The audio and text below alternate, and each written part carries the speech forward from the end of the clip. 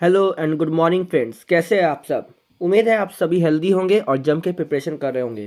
तो जैसा कि मैंने बताया था कि मैं जो है एक वीडियो डालूंगा जिसमें बताऊंगा कि क्या क्या कैरियर ऑप्शंस है कॉमर्स में। तो आइए शुरू करते हैं इस वीडियो को। सो कॉमर्स मतलब पैसा और पैसा मतलब खुशी। क्योंकि लाइफ में चाहिए पैसा और पैसा रहेगा तो ही हम जो है अपने बेसिक नीड्स जो है वो फुलफिल कर पाएंगे। तो आइए बात करते हैं career options in commerce. Once again, commerce मतलब पैसा और पैसा मतलब खुशी। सबसे पहले बात करते हैं चार्टर्ड अकाउंटेंट यानी सीए की। Institute of chartered accountants of India यानी आईसीएआई द्वारा ये सीए का जो है ये एक प्रोफेशनल कोर्स है जो कि कंडक्ट कराया जाता है। अगर बात करें सीए के बारे में तो if you are analytical, carry exceptional reasoning skills and are accurate with numbers, then accountancy may be your calling. As a chartered accountant, you can be involved in a diverse set of roles and responsibilities ranging from financial analysis and reporting to budget management to evaluation and auditing to tax consulting and so on. बड़ा simple बात है। देखिए, अगर आपको CA करना है तो आपको जो है आपके मैथमेटिकल स्किल्स, आपके रीजनिंग स्किल्स जो है अच्छे होने चाहिए, ठीक है। क्योंकि बेसिकली जो चार्टर्ड अकाउंट में चाहिए वो चाहिए अकाउंटिंग रिलेटेड इंफॉर्मेशन और टैक्सेशन रिलेटेड इंफॉर्मेशन। कितना आपको टैक्स चार्ज करना है, कितना जो है आपको क्या मतलब कितना टैक्स चार्ज करना पड़ेगा किसी भी कंपनी पर, या जो भी आपके बजट्स होंगे, जो भी आपके फाइनेंशियल एनालिसिस होंगे, जो अभी आपको रिपोर्ट देना होगा किसी भी कंपनी को, तो ये चीजें आपको जो है दी जाएंगी। अगर आप बहुत अच्छे सीए बन जाते हैं तो करीब करीब आपको मंथली जो है एक वेरी गुड सैलरी रेंज में आप 1 से 1.5 करोड़ जो है पर ईयर कमा सकते हैं, पर एनम कमा सकते हैं। इसके लिए क्या करना होगा ये वीडियो में डिटेल्ड सीए के लिए फिर अलग से बनाऊंगा। बट कॉमर्स में सबसे पहला जो ऑप्शन है प्रोफेशनल कोर्स में वो है चार्टर्ड अकाउंटेंट। और इसमें जो है भारी मात्रा में जो है लोग फॉर्म फिल करते हैं, लेकिन इसका सक्सेस रेट जो है बहुत कम है। जी हाँ, बहुत कम इसीलिए है क्योंकि इसमें जो है बहुत लिमिटेड वैकेंसी आती है। और जो बहुत ज्यादा अच्छे ढंग से पढ़े रहते हैं या फिर मतलब जिनका लेवल ऑफ नॉलेज जो एकदम नेक्स्ट लेवल पे है वही इसको क्रैक कर पाते हैं, ठीक है। तो ऐसा नहीं है कि ये बहुत आसान है, ये है बहुत टफ, लेकिन आप चाहे तो इसे कर सकते हैं। अदरवाइज हम बढ़ते हैं अपने दूसरे ऑप्शन की तरफ। दूसरा ऑप्शन कंपनी सेक्रेटरी। इसको कंडक्ट कराता है institute of company secretaries of India.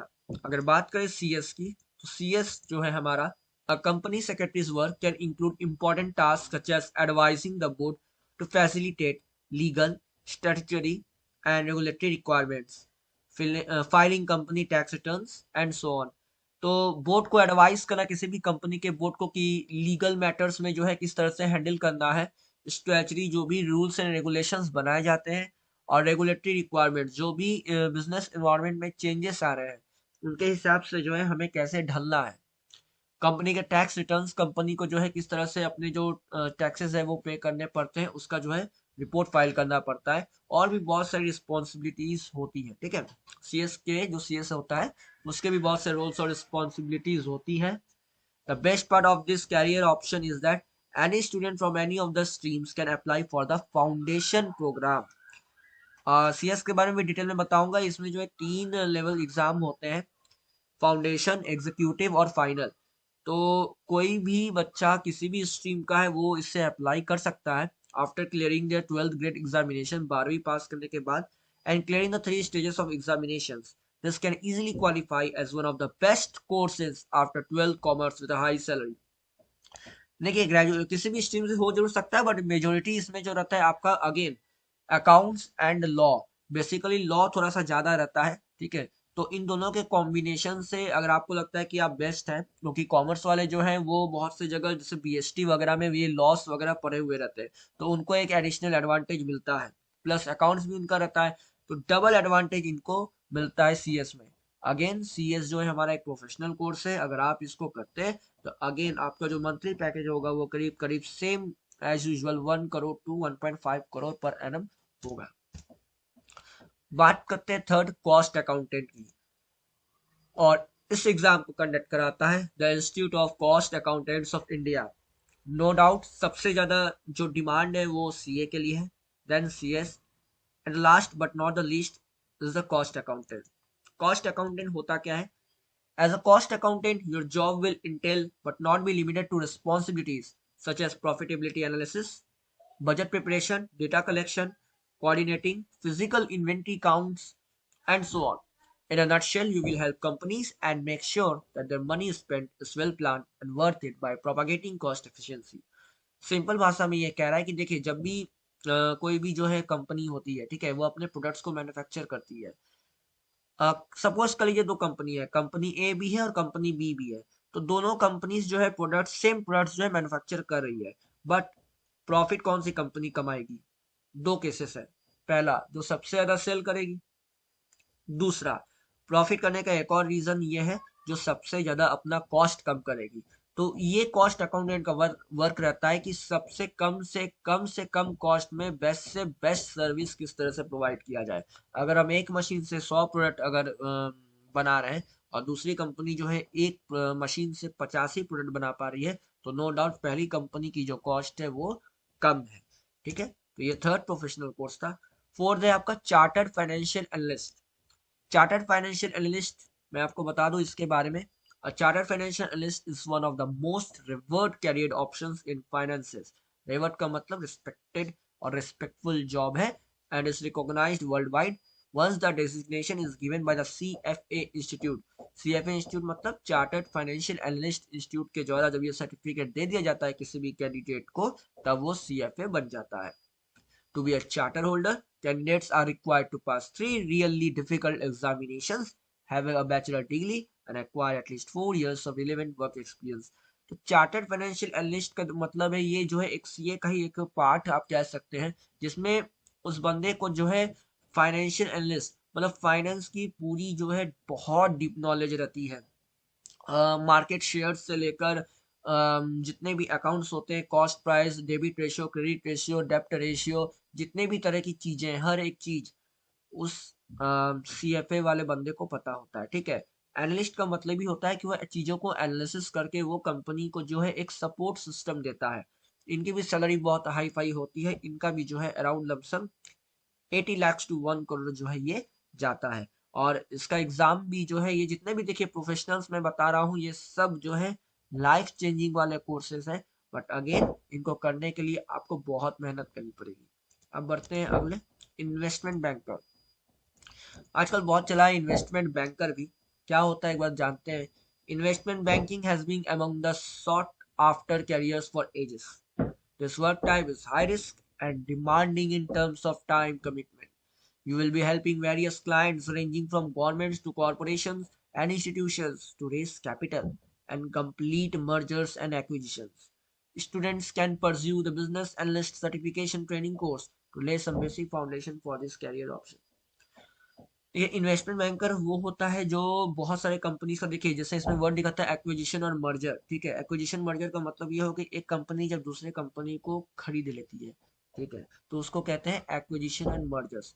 Like जियो ने, आप जानता है जियो ने जो है आईपी मॉल को जो है खरीद लिया है, तो वो आईपी मुगल हो गया है, अब वो रिलायंस डिजिटल जियो के नाम से भी जाना जाता है। ठीक है, तो एक कंपनी जब दूसरे कंपनी के साथ एसोसिएट हो जाती है, जब वो मर्ज हो जाती है, जब वो मिल जाती है, तो उसके भी जो है अकाउंट्स बनते हैं। ठीक है, किस स्पेसिफिक रेट पे हम दूसरे बिजनेस को खरीदेंगे, ठीक है, इसके अलावा कहाँ कहाँ से जो है बिजनेस पैसा उठा सकता है। नॉर्मल पब्लिक से उठाएगा। अब इसके भी बहुत सारे तरीके हैं, या तो आप शेयर से उठा सकते हैं, या तो आप डिबेंचर से उठा सकते हैं। तो ये दो जो है बेसिक फंडे होते हैं। ये कॉमर्स वाले जो 11th-12th में पढ़ रहे हैं वो अच्छी तरह इस चीज को समझ सकते हैं, अदरवाइज इतना समझ लीजिए। लेकिन इन्वेस्टमेंट बैंकर जो है ये जो वर्क करता है, इसके लिए उसे एक business analyst certification training course की जरूरत होती है, और इन्वेस्टमेंट बैंकर की हर जगह ही समझ लीजिए जरूरत होती है, इसके बिना कोई काम नहीं हो सकता है। तो इसमें भी मेहनत लगती है क्योंकि एक प्रोफेशनल कोर्सेज है, प्रोफेशनल कोर्स है, और इसकी भी जो है सैलरी डिपेंड करती है कंपनी टू कंपनी। अगर आप हाई फाई कंपनी में जाते हैं, अगर आप रेपुटेड कंपनी में जाते हैं, नो डाउट आपको 80 lakhs, 90 lakhs, 1 crore, इससे कम तो आपको नहीं मिलेगा। But again it depends on company to company. बात करते अगला, एक्चुअरी। एक्चुअरी वर्ड शायद आपने पहली बार सुना होगा, तो बात करते हैं एक्चुअरी के बारे में। If you have a knack for mathematics, statistics, and business management, you can easily enter this field and create value in the business world. Your day-to-day might include financial modeling and risk analysis of property loss, risk ability, or other probable problems that could impact the company. Being an actuary is one of the best careers in commerce and is not only diverse but also comes with the flexibility of either working independently or with an established organization. देखिए actually में क्या होता है, एक तरह से agent जैसा काम होता है, ठीक है। जैसे इसके लिए सबसे पहले तो एक्चुअली के लिए देखिए आपको मैथमेटिक्स और स्टैटिस्टिक्स वगैरह थोड़ा सा नॉलेज ज़्यादा होना चाहिए कि किस तरह से बिजनेस को मैनेज करना है। स्टैट्स में आप mean, median, mode, correlation, regression, इसके अलावा कुछ ऑपरेशंस रिसर्च के मॉडल्स भी हैं जो आप पढ़ेंगे जब एमबीए लेवल पे या ग्रेजुएशन लेवल पे हल्के फुल्के, तो वो चीज़ें जो हैं वो पार्ट रहता है। यानी प्रॉपर तरीके से देखा जाए तो ये फाइनेंशियल मॉडल किस तरह से क्रिएट करना है, किस तरह से आप ये जांच करेंगे कि कंपनी जो है अगर ये फॉर एग्जांपल सपोज कर लीजिए दो प्लान है, प्लान वन और प्लान टू। अब प्लान वो अगर वो ऑप्ट करती है तो डेफिनेटली जो है प्लान टू वो ऑप्ट नहीं करेगी। अब एक बार डिसीजन लेने के बाद वो दोबारा ये नहीं कह सकते कि चलो प्लान वन फेल हो गया तो कोई बात नहीं, प्लान टू हम करते हैं, क्योंकि एक बार प्लान फेल होने के बाद आपके पास समय नहीं रहेगा कि आप प्लान टू को इम्प्लीमेंट कर सके। तो बहुत सोच समझ के कौन सा प्लान को इम्प्लीमेंट करना है ताकि कंपनी का जो है कम से कम जो है लॉस हो। तो ये पूरे रिस्क एनालिसिस को मैच करना with the help of maths, stats and other business models and theories हम जो है इस वर्क को करते हैं। इसमें क्या होता है कि अगर आप किसी स्टैब्लिश्ड ऑर्गेनाइजेशन के साथ परमानेंटली डील करना चाहते हैं तो कॉन्ट्रैक्ट बेसिस भी ये रहता है, तो आप कॉन्ट्रैक्ट बेसिस भी वर्क कर सकते हैं। अदरवाइज आप खुद से भी जो है अपना एज एन एजेंट की तरह काम कर सकते हैं। जिस कंपनी को आपको जरूरत होगी वो आपको कॉल करेगा और वो आपसे जो है आपका फीस पूछेगा और वो अपना वर्क बताएगा और फिर आपके वर्क और डिलीवरी के बाद जो है आप अपना काम कर सकते हो। Next, personal financial advisor. बिल्कुल, पर्सनल फाइनेंशियल एडवाइजर यहाँ पर वर्ड में देखिए लिखा है फाइनेंशियल एडवाइजर पर्सनल। पीए जैसे आप समझते होंगे पर्सनल असिस्टेंट, तो उसी तरह होता है पर्सनल फाइनेंशियल एडवाइजर। देखिए हर कंपनी को चाहिए रहता है कि उसके जितने भी सीक्रेट्स है, टॉप नॉच सीक्रेट्स है, वो उन्हीं के पास रहे, ठीक है, वो कंपनी से बाहर ना जाए। जो भी कंपनी प्लान करती है, कोई भी कंपनी, उसका सक्सेस रेट सिर्फ इसी बात पे डिपेंड रहता है कि वो अपने प्लान्स को जो है वो कॉल आउट ना करे। कॉल आउट का मतलब बाहर जो है वो ढिंडोरा ना पीटे। तो इसके लिए वो क्या करते हैं, पर्सनल फाइनेंशियल एडवाइजर रखते हैं। Personal financial advisors are financial experts who help their clients with their short-term and long-term financial goals. Their advice can range from property investments, tax, insurance, taxes to retirement. To be successful, personal financial advisors need to have a great understanding of investment markets and should have a knack for identifying the best stocks, bonds, or funds for their respective clients. देखिए personal financial adviser का काम जो है बहुत ही ज़्यादा मतलब tricky रहता है और ये एक्सपर्ट जब बन जाते हैं तो ये अपने क्लाइंट्स को बहुत जगह हेल्प करते हैं, चाहे वो शॉर्ट टर्म गोल के लिए हो या लॉन्ग टर्म गोल के लिए हो। इन ये जो है ये एडवाइजरी का काम करते हैं। ये प्रॉपर्टी इन्वेस्टमेंट मतलब कहाँ कहाँ इन्वेस्ट करना है प्रॉपर्टी में, टैक्सेस कैसे भरने हैं, क्या क्या टैक्सेस बचा कैसे सकते हैं, कहाँ पर कितना टैक्स देना चाहिए, इंश्योरेंस वगैरह कहाँ पर कराना चाहिए, रिटायरमेंट बेनिफिट टैक्स जितने होते हैं या फिर फ्रिंज बेनिफिट टैक्स होते हैं, एफबीटी वगैरह, इन सब चीज़ों पर जो है वो बातचीत करते हैं, उनको सलाह मशवरा देते हैं। एक सक्सेसफुल पर्सनल फाइनेंशियल एडवाइजर अगर आपको किसी कंपनी का बनना है तो आपको सबसे पहले इन्वेस्टमेंट मार्केट के बारे में पूरा जानना पड़ेगा कि मार्केट में कहाँ कहाँ पर कैसा मार्केट है, कैसा इन्वेस्टमेंट करना पड़ता है। उसके बहुत सारे मॉडल्स और थ्योरीज भी हैं जो आप जब पढ़ेंगे तो आपको समझ में आएगा। और कौन सा स्टॉक सबसे बढ़िया है, बॉन्ड्स कौन से बढ़िया है, फंड्स कौन से बढ़िया है पर्टिकुलर क्लाइंट्स के लिए। अक्सर हम बात करते हैं कि सर ट्रेडिंग बहुत अच्छा है, trading trading but it's okay, but trading के लिए आपको जो है स्टॉक्स के बारे में जानकारी रखना पड़ेगा, बॉन्ड्स के बारे में जानकारी रखना पड़ेगा और फंड्स के बारे में जानकारी रखना पड़ेगा। अक्सर ट्रेडिंग में जो लोग डूबते भी हैं और कभी कभी ऐसा सिचुएशन आता है कि लोग काफी रिच भी हो जाते हैं। अब बात करते हैं रिसर्च एनालिस्ट की। हालांकि रिसर्च एनालिस्ट भी एक बहुत ही खास प्रोफेशनल कोर्स है, लेकिन लोग जो है इसको काफ़ी जो है लो वेटेज देते हैं। और मैं एक्चुअली चीज़ बता दूं, रिसर्च एनालिस्ट का मतलब जो होता है उसकी डिमांड बहुत ज़्यादा है। One can aspire to become a research analyst in operations, economics, finance, and equity, amongst others.